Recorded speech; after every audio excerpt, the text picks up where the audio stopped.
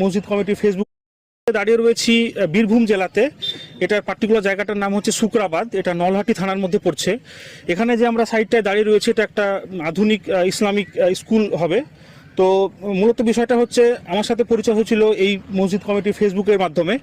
তারপরে ওনারা আমাকে ফোন করেছিলেন, তো ওনারা বলেন যে আমাদের অলরেডি একটা বিশাল প্রায় 6000 স্কোয়ার ফিটের বেশি একটা মানে স্কুল বিল্ডিংয়ের, একটা ইসলামিক স্কুল বিল্ডিংয়ের কাজ শুরু হয়ে গেছে, ফাউন্ডেশন রেডি হয়ে গেছে। তো 8500 স্কোয়ার ফিটের প্রায়। তো তো আমাকে বলেন তো সেখানে কিছু আরও কি মডিফাই কীভাবে হবে, আর একটু সুন্দর করে কি আরও ভালো করলে ভালো হয়, মানে আরও কি অ্যাড করলে ভালো হয়, এগুলো আমাকে জিজ্ঞেস করে। তো আমি বলি যে একদিন তাহলে আমি যাব, মাপ নিয়ে এসে নতুন আরও ড্রয়িং বানাবো নতুন করে, আর ওই 3D করে টোটাল প্রজেক্টটাকে রেডি করব।